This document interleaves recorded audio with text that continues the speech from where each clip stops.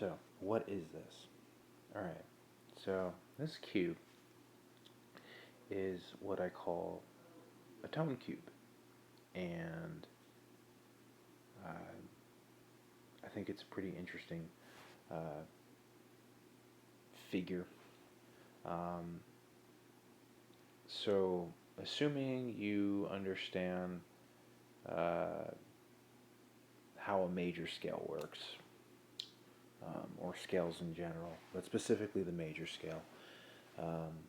You know, these are supposed to represent your basic intervals. So your 1, 2, 3, 4, and 5, or C, D, E, F, G,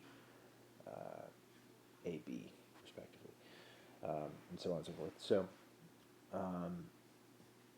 this is all the same thing. Now, with a typical diatonic scale, that usually has, or that consists of 7 notes. So a cube obviously has 8 vertices. So what I've done is delegate the extra vertices to a 1. What this does is allow this entire area here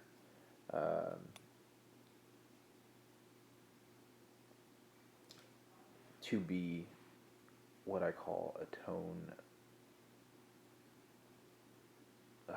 leg,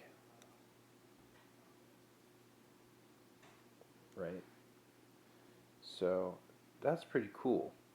What does this mean? So the tone leg basically means that this is all just the same thing. Both of these vertices contain the same information, and it can be considered a starting point or an end point. What do I mean by that? So let's go in a chronological order of events here. So generally speaking, 1 goes to 2, right? Cool. 2 goes to 3. All right, cool. 3 goes to 4. Okay. 4 goes to 5. 5 goes to 6. 6 goes to 7. And 7 resolves back to the 1. Now, granted the subjective nature, the creative and subjective nature of music, because again, it is a language, so it's not so linear once you're actually properly using it. So what that means is you can go to different points from any one of these positions, even for example the 5 to 2 or the 4 to 6, or you just have to envision that every single one of these points has a connection. The 6 to the 1, the 1 to the 3, all of it. All of that stuff is connected. I think it's just really a lot easier to represent a lot of this information via a cube. But you can do this with any polygon. I find pyramids are really great. Pyramid figures with well, it's not a pyramid. I forgot the name of it, but it looks like a pyramid, but it has an extra vertices on top next to the top point. But anyways, it's a parallelogram of some kind. But so what do you do with this? So let's go ahead and derive, or assign rather, these positions, their respective note names. This is F. This would be A. This would be E. And this would be D. Excellent. This is B. Right. So again, these two are linked. So if you know major scale already, then you know that C is going to be a major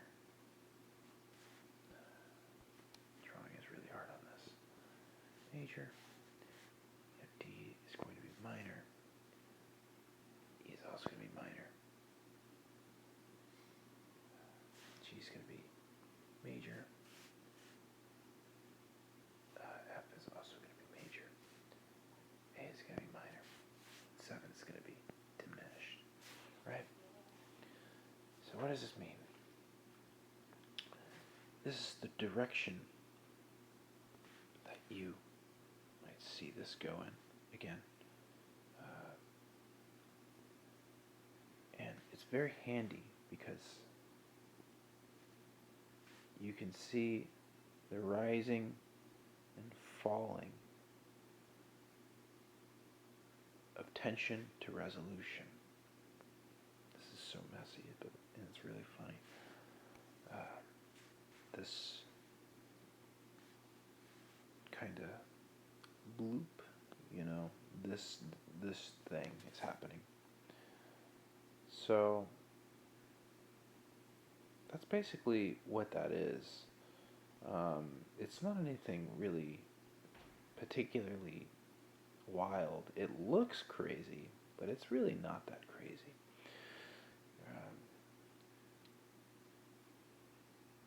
Yeah, that's all this is. Just a visual representation of information that you're already familiar with. So we'll erase that. Now, something that, and all this information is kind of already established by at least someone already, but something I haven't seen is a system such as conversion, chord quality to, or chord to time signature conversion. I haven't seen that at all, and so I came up with a little model of that, and what that looks like is, so let's take a basic major chord. We know the intervals are 1, 3, and 5. We'll also do the minor, which equals 1 flat 3 and 5, right? So if we're going from C, you've got C, E, and G, or C, E flat, and G. So cool, all right.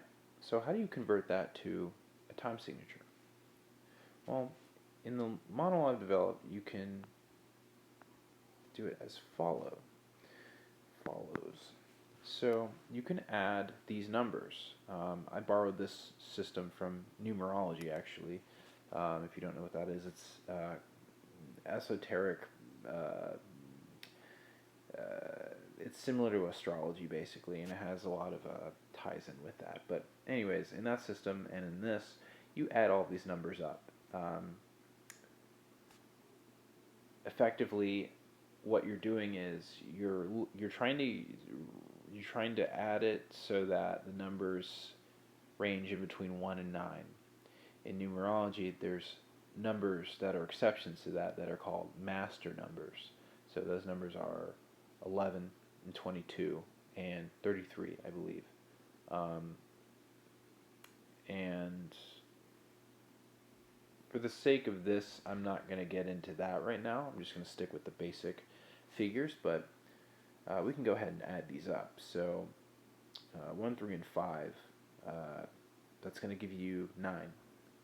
No, 8 and 1. Cool, 9. Alright, so that's going to be our numerator.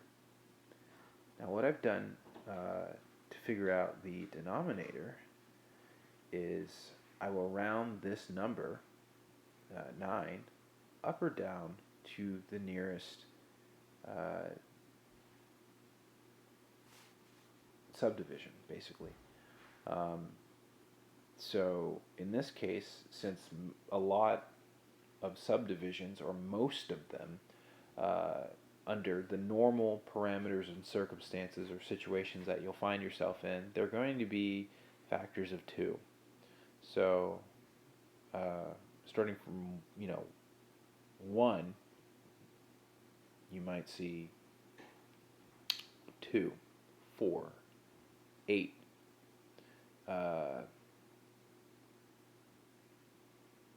16, 32, 64, 128, etc. And again, like I said, you can see variations that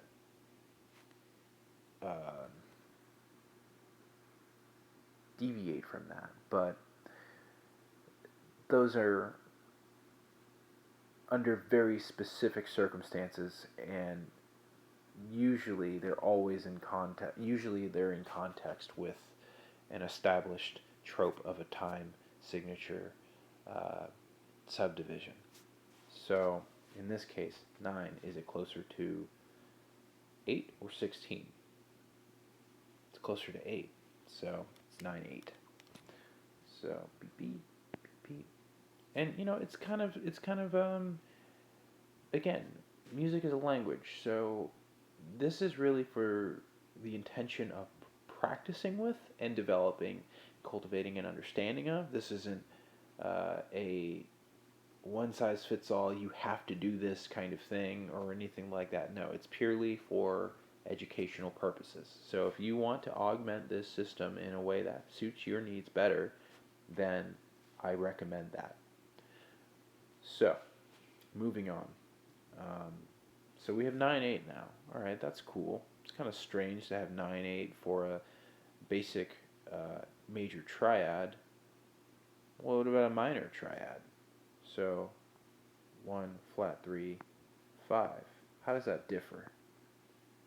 So in this system, whenever you see a flat or a sharp, you're going to either subtract or add for every flat or sharp, respectively, that you see. So if it's a flat, then you're going to subtract 1. If it's a double flat, you're going to subtract 2, so on and so forth. And with chord qualities, you're not going to see double flats usually. You'll just see maybe different numbers that have flats by them. But still, that means for every flat or sharp that you see, you're going to add or subtract 1. So in this case, we're going to add these up again. We're going to get 9. But we're going to subtract 1. So now we have 8. And again, like I said, to figure out your subdivision, you're going to want to round to the nearest major subdivision. In this case, since it's 8, it's just 8.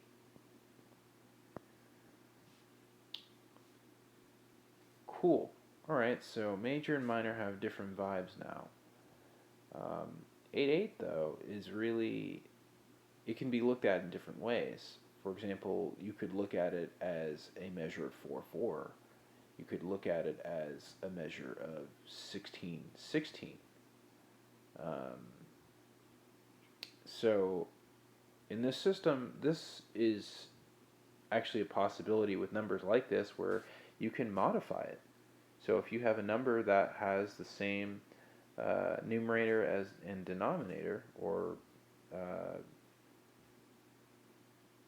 beats per measure and subdivision, you can modify it based on your needs. So it can be 4/4, or it can be 16/16, or 2/2, or 32/32. However, whatever you need in your sets, basically. Cool. So how does this relate? Or let's do one more. Let's do 2 more. I want to show a couple examples here. Let's do a diminished chord. So what is a diminished chord? A diminished chord has the intervals of 1, flat 3, and flat 5. Okay, cool. So with this particular chord, we can already see that it's got 2 flats. So as soon as you see this chord, you can recognize that you're going to need to at least subtract 2 from whatever the number is. The base numbers are all the same though, so you can look at it as, since we already did the last two, you know automatically you're going to at least add up to 9, if you want to think about it that way first, and then subtract 2, which is going to give you 7. Cool. Alright, so coming down here, 7,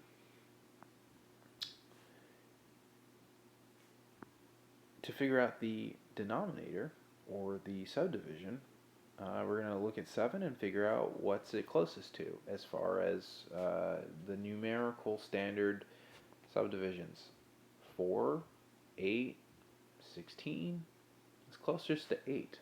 So 7, 8. Wow, okay. So we have established some tropes of different time signatures based off of some minor, or some basic triads. But like, okay, cool. Let's take an extension. Let's do a major 7. That's an easy one. So the intervals of that are 1, 3, 5, and 7. You have your major triad with your 7th extension. Cool. So, what have you got here now? You got 9 plus 7. Okay. Quick maths tells me that's going to be 16. Okay. Now, you could leave it like that, but how numerology works is that you keep adding cumulatively until you get a number within the range of 1 through 9, omitting the master numbers. This is not a master number. It's 16. So 1 plus 6 is 7. Alright, now we have our 7. We're back down to a nominal range to work within. We just did 7 for the diminished chord, diminished triad, keep in mind. So we know that with 7, you're gonna get a 7 over 8. Pretty cool. Now, as you can see, some chords have the same time signature from this conversion process as other very different chords. A major 7 chord is a very different chord quality than a diminished triad. A diminished triad is known for being a lot more dissonant and specifically unstable as a chord, which is where that dissonance comes from. Whereas a major chord and a major 7 has a lot of consonants. Sounds fairly pleasing to the ear under the right non-annoying context, but in this case, they share something more in common now. So you can interlink these mechanisms now. So if we go back to our cube, draw that, beep, beep, right, okay, cool, alright, beep, beep, beep, beep, burp, burp, alright, cool. So go back to our 3, 4, 5, 6, and 7. So we know that in a major, in the major scale, we've identified a couple of significant chords for this particular scale. So we know where 1's going to be major. Okay, so major, we know a major triad is going to equal 9/8 now. We know that a diminished triad is going to equal 7/8. And we know that a minor triad is going to equal 8/8, which can be again modified to be 4/4, whatever. Cool. So we can kind of delineate these intervals pertaining to this cube now. So 1 being major, 2 being minor, 3 being minor, 7 being diminished, 4 being major, 5 being major, and 6 being minor. Okay, so now we have some more reference to go with this cube. We already are aware of the directionality because of the scale and how it follows 1 through 7, back to 1, and so on and so forth. So we can just follow this along. 1, 2, 3, 4, 5, 6, 7, and then back to 1. So we can follow that progression. Obviously, we can skip to the different things, mix and match, all that. But now we have common elements of time signatures involved. And so what you're going to find with that is certain chords just have different qualities in terms of time signatures now, along with their respective note harmonic functions. As you mix and match the different chord qualities, you'll find that you're going to get interesting effects as certain chords, whether they're very related, more or less related, you're going to find that they have now extra themes holding them together. So in the case of the 1, all right, cool, you've got 9, 8. So if we were to go down this progression of major, minor, minor, major, major, minor, diminished, you can do it as, let's see here, we'll do some 1 and 2 and 3 and 4 and 5, 1 and 2 and 3 and 4 and 1 and 2 and 3 and 4 and 5. That's going to be the first one. The second one's going to be 1 and 2 and 3 and 4 and. The third one's going to be 1 and 2 and 3 and 4 and. 4 is going to be 1 and 2 and 3 and 4 and 5. 5 is going to be 1 and 2 and 3 and 4 and 5. 6 is going to be 1 and 2 and 3 and 4 and. And 7 is going to be 1 and 2 and 3 and 4. So 1 and 2 and 3 and 4 and 5, 1 and 2 and 3 and 4 and 1 and 2 and 3 and 4 and 5, 1 and 2 and 3 and 4 and 1 and 2 and 3 and 4, damn it. No, that's not it. 1 and 2 and 3 and 4 and 5, 1 and 2 and 3 and 4 and 1 and 2 and 3 and 4 and 1 and 2 and 3 and 4 and 5, 1 and 2 and 3 and 4 and 5, 1 and 2 and 3 and 4 and 1 and 2 and 3 and 4, 1 and 2 and 3 and 4 and 5, 1 and 2 and 3 and 4 and 1 and 2 and 3 and 4 and 1 and 2 and 3 and 4 and 5, 1 and 2 and 3 and 4 and 5, 1 and 2 and 3 and 4 and 1 and 2 and 3 and 4. Back to the 1. I honestly count much better without the motor functions thing. Brain just doesn't. It can, but it's not that great at it. But let's try it one more time. 1 and 2 and 3 and 4 and 5, 1 and 2 and 3 and 4 and 1 and 2 and 3 and 4 and 1 and 2 and 3 and 4 and 5, 1 and 2 and 3 and 4 and 5, 1 and 2 and 3 and 4 and 1 and 2 and 3 and 4. 1 and 2 and 3 and 4 and 5, 1 and 2 and 3 and 4 and 1 and 2 and 3 and 4 and 1 and 2 and 3 and 4 and 5, 1 and 2 and 3 and 4 and 5, 1 and 2 and 3 and 4 and 1 and 2 and 3 and 4, 1 and 2 and 3 and 4 and 5, 1 and 2 and 3. Yeah, so like that. So that's what that would look like, and then obviously the respective chord quality involved. And you'll just move around this cube. So if you were to do a 1-4-5 progression, 1-4-5 would be major, major, major. It's all major. So a 1-4-5 is all in 9/8. If you did a 2-5-1, that would be a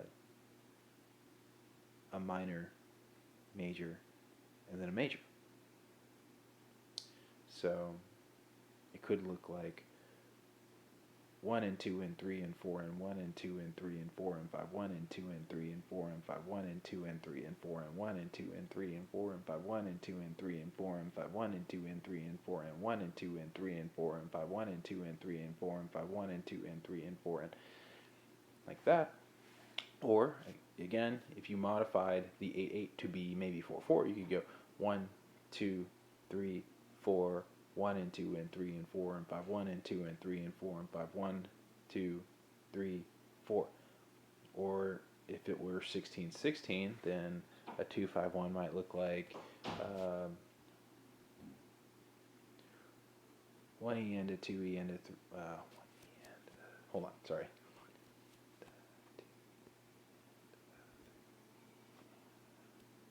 1E and a 2E and a 3E and a 4E and a 1. 1E and a 2E and a 3E and a 4E and a 1 and 2 and 1E and a 2E and a 3E and a 4E and a 1 and 2 and 3 and 4 and 5. 1E and a 2E and a 3 and a 4E and a 1E and a 2E and a 3E and a 4. 1E and a 2E and a 3E and a 4E and a 1 and 2 and 3 and 4 and 5 1 and 2 and 3 and 4 and 5 1E and a 2E and a 3E and a 4E and a 1 and 2 and 3 and 4 and 5 1 and 2 and 3 and 4 and 5 1E and 2E and a 3 and a 4 and a 1 and 2 and 3 and 4 and 5 1 and 2 and 3 and 4 and 5 1E and a 2E and a 3E and a 4E and a 1 and 2 and 3 and 4 and 5 1 and 2 and 3 and 4 and 5. It's a lot. So you could look at it like that as well. Yeah, that's pretty much it. So as you are developing your favorite chords, things like that, you're going to discover different tonalities that appeal to you, and in doing so, you'll want to write those down and then figure out, okay, you have the intervals now, or the notes, or the intervals, and then whatever you have, you derive the other from it, and then you convert them. You convert that. So, okay, let's remove all this. We'll do one more example. We'll do a more complex example. We'll do a major 11 chord. Why not, right?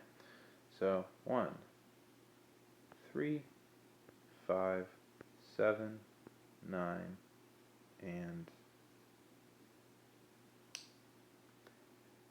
11. Which, as far as the 9 and 11, you can look at that as a 2 and 4, because again, in a diatonic scale, it does not go beyond 7.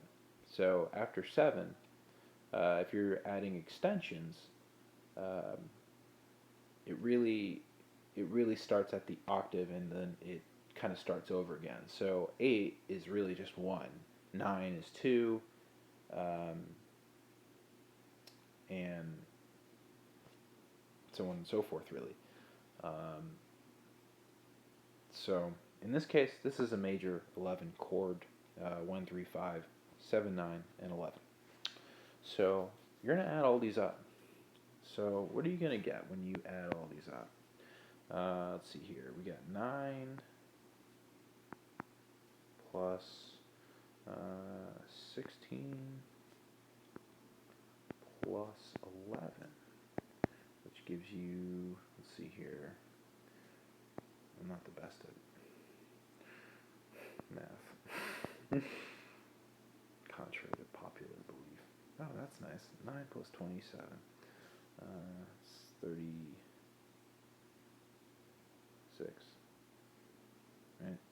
Please tell me that's right. 20, 29, 30, 32, 35. Yeah, that's 36.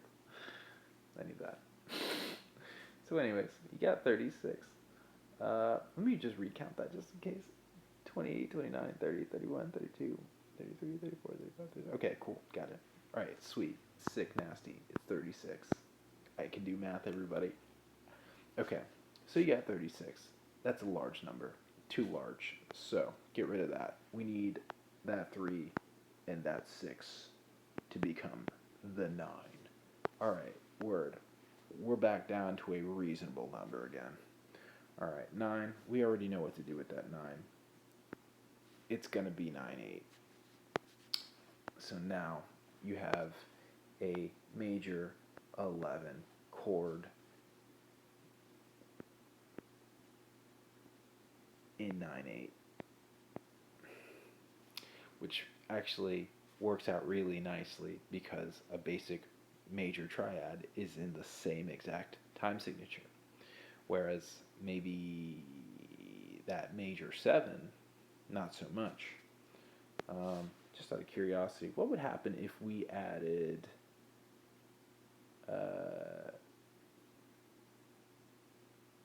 what was it? It was I was thinking about a minor 9 chord. I love that chord. So 1 flat 3 5.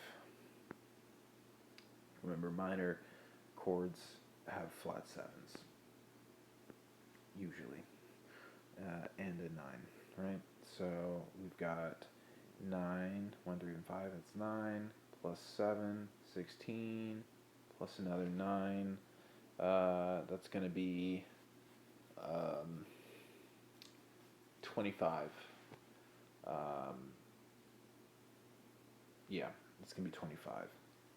So this equals 25, but you have to subtract 2 because you have the 2 minor, or the 2 flats. So you're going to get 23. Ooh, that's an ominous number. Okay, so anyways, you have 23 now, right? Word. That's a big ass number. You gotta do something with that. So add those up. Cool. And you're gonna get 5. Alright, cool. 5 is pretty close to 4. Oh, look at that. We got 5, 4 in the house. That's a cool one. I love that time signature. Yeah, that one's really cool. So, yeah, a minor 9, 5, 4. Anytime you see a minor 9 chord, you'll know it's 5, 4. Now, there is one special case that we haven't talked about, and that's, what if a chord ends up as the number 6? What do we do with that? Because that number in particular is equidistant from 4 and 8. It's two-way, right? So what do we do with that? So what we do with that is we let it be either. That's it. You just let it be either. What do I mean by that? How can you just let it be either? Well, with a 6 being equidistant, we can treat that equidistant factor as a modifier, just like we did with the 8/8. So instead of it being like how 8/8 can become 4/4 or 16/16 or some other derivative of that based on the context, we will effectively do a similar thing with the 6. So if you end up with a 6 at all, you can either delineate it to be 6/4 or 6/8.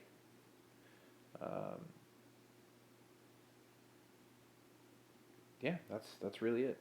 What if you end up with a 1? What do you do with that? Well,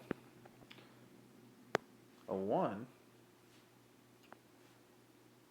over itself, because remember, something can be over 1. That's completely fine. In which case, you can really just look at it as any number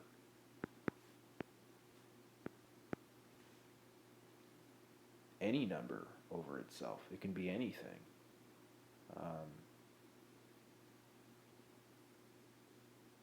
Just like 8/8 and 16/16. Alternatively, you could look at it as still rounding it. So since you can't really have negative time signatures in a more mathematical sense, you could just round that 1 to a 2, and then you'd get um, a halftime instance. So that's always pretty interesting, um, or cut time. But you can look at that however you'd like, really. Um, I think, or you could delineate the one to be an either or situation, uh, which is completely valid as well. So if you were to do that, then um, yeah, and you could even make this 1/2 to be a modifier of any time that is in half in that way. So this could be um, 2/4 or 4/8 or 8/16, etc. And I actually wrote it down in this way so that one also has this series of modifiers. And not every number is going to be complex in the way that um, one is, but you can get uh, some pretty cool effects this way, and but just as much so, you don't have to necessarily break any given um, chord all the way down. If you're at 16 and you want to keep it at 16, then you can do that too. That is completely acceptable. Like 17 over 16. That's a real time signature. It's very valid. Probably sounds pretty cool. You can do that. But I find that with bigger numbers, you can break them up more. So that's where a lot of people tend to struggle is how do I know what compounds to use to uh, get my big time signature that I'm thinking about. And there's so many ways and varieties to do it. So this kind of gives a little bit of structure in that practice routine uh, to gain that sense of fluidity with time. And I find that, again, in the case of the cube, um, like with these different times, with these different time signatures, um,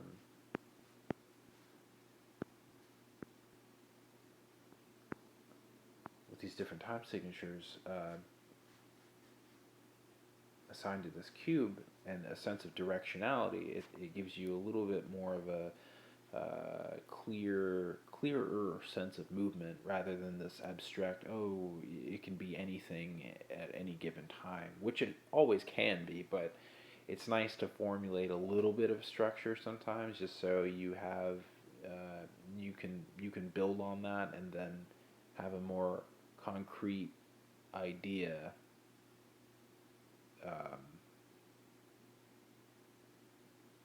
or at least get you going. And I think that's the thing I noticed a lot of people really struggling with when it comes to time signatures. They just don't know when, where, how, and why to be applying that. So they shy away from it and they're like, oh, I just don't really feel comfortable with this. So then they just dismiss it entirely and then, um, they struggle for a while. And I've seen that so much. And this is a system that I really think could help. Now, as far as the compound time signature aspect of it, you'll if you've been following along this far, then you might have already recognized that um, by stringing these different chord qualities or intervals together, um, you're gonna get compound time signatures. It's really that simple. You're going to add things and subtract things, and you're going to have some numbers that are larger and smaller than other ones. So automatically, like I said, that 251, the 2 was 8/8 because it was a minor. The 4 and 5, or excuse me, the 5 and the 1 were both major, which was 9/8. So automatically, you have a measure of 8/8 or 4/4 if you wanted to look at it like that, and two measures of 9/8. So automatically, you have, let's see, 18 plus 8, 26. You have 26 over 8. Wait, no, that's not right. Sorry, just kidding. 27. No, it's 26. Math. 18, 19, 20, 21, 22, 23, 24, 25, 26. I was right the first time. 26. You have 26 over 8. Like, that's the whole phrase. Because you have to look at it individually, but you also have to look at what is one entire phrase. Because the length of the phrase is what ultimately determines the time signature and the length of each measure. Like, you can count compound within it, and if it fits and it lines up with the accents, that's cool. But the overall, where does it start over? Where does it repeat, if it does at all? That's how you know what time it's truly in. Because you can count lots of things inside of other things, and it's not actually an intended time signature. It's something that isn't played, but is uh, absolutely doable and possible and will fit and sound good. But it was not implied. So it doesn't. So that means it's not. If it's not implied, consciously or not, that is not the time of that particular musical expression. Because ultimately, the creator does make that call, and if they say it's that, then it's that. Objectively, that could be completely wrong, but that is the expression of language, is how the person who is using it chooses to express their words or their process. So you have to keep that in mind. A lot of people look at music theory and they go, "Oh, this has so many rules and it's all arbitrary and there's no purpose to it and it's very constricting and refining." And I felt that way when I was learning it, and definitely before I learned it. But what I've realized now is that it only seems that way because that's usually how you see others using it. They're using it in a very dogmatic, constrictive way. They're not using it expressively as a language. Um, and it's hard to tell. Like if you're listening to someone play jazz, like, it's hard to know what's happening if you don't know that language and you don't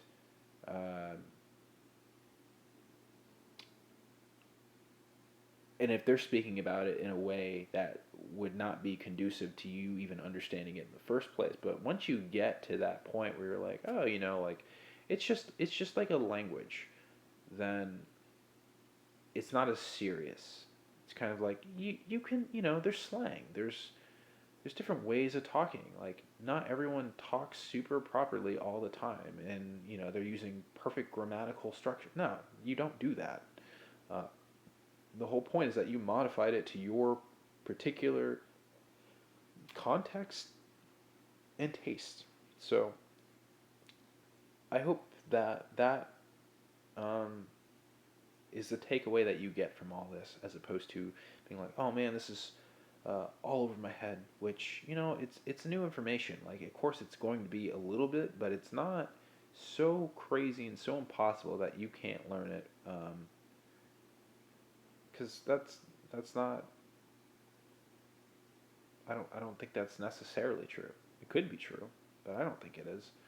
As long as you're taking notes on this and you're asking questions and just actively thinking about it, um, you're going to absorb this material. Um, that's generally what we do, regardless of who we are. We take in input, even if it's not a lot of it, or if it's too much. Uh, but yeah, so hopefully maybe this gives you some idea of how you can use this system or improve it, augment it, um, maybe come up with a better system. That's I would love to see that personally.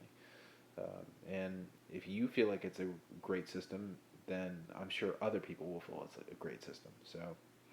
Um, so yeah, just all the chords and stuff that you like to play already, just write those down, figure out their intervals, and then add them up, subtract, add, whatever you need to do, and then you figure out the time signature from there. Remember to round your numerator number, your main number that you get, to a nearest subdivision, and then uh, just play with going in between the times with the different chords or even just the different notes. You know, these don't have to be uh,